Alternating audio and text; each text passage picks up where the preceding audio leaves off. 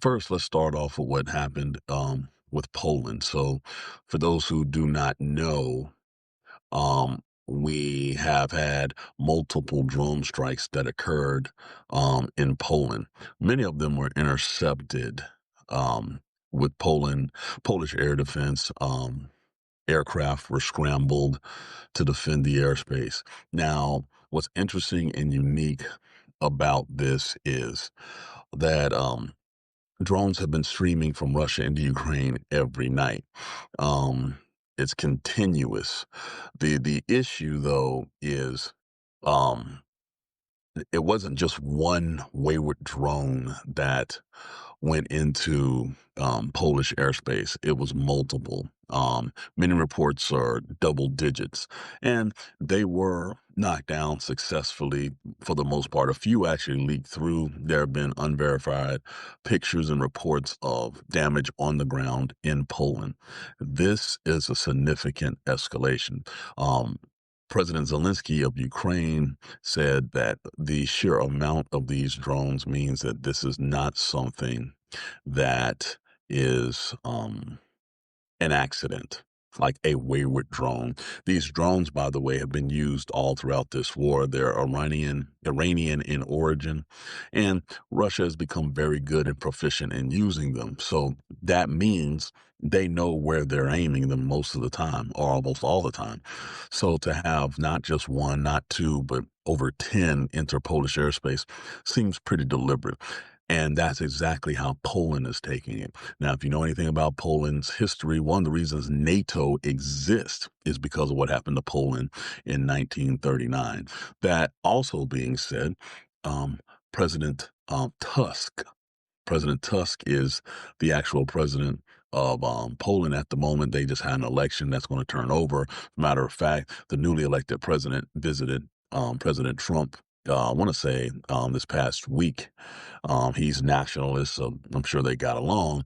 But most importantly, the current president convened an emergency meeting of his security team to address this. And the first thing that he said when he came out of the meeting was that Poland will be activating Article 4 of the NATO Charter, not to be confused with Article 5. Article 4 means that, hey, Poland is going to talk to all NATO allies and discuss what strategies and options that they will invoke together to protect Polish sovereignty. It's a big deal. It's a big deal.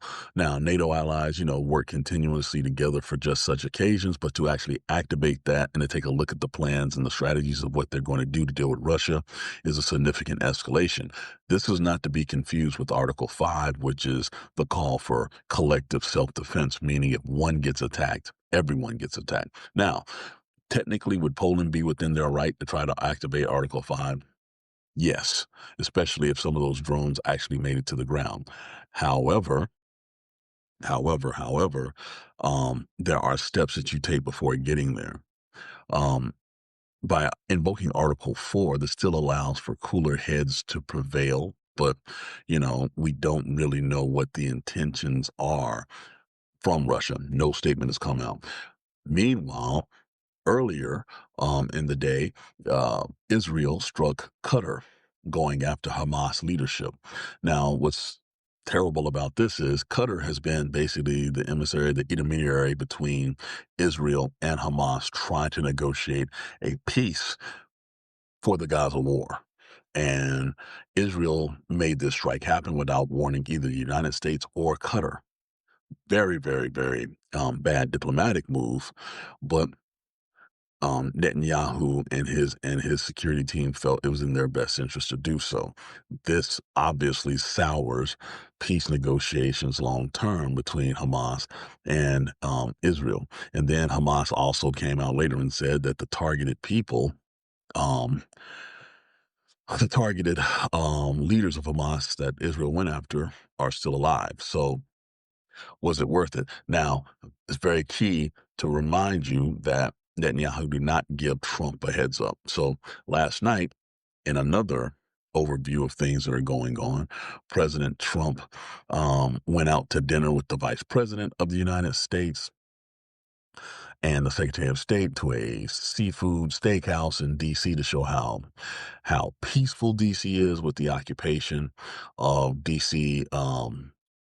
The National Guard in DC, and he actually got heckled pretty hard throughout the entire meal where they had to clear out the entire restaurant.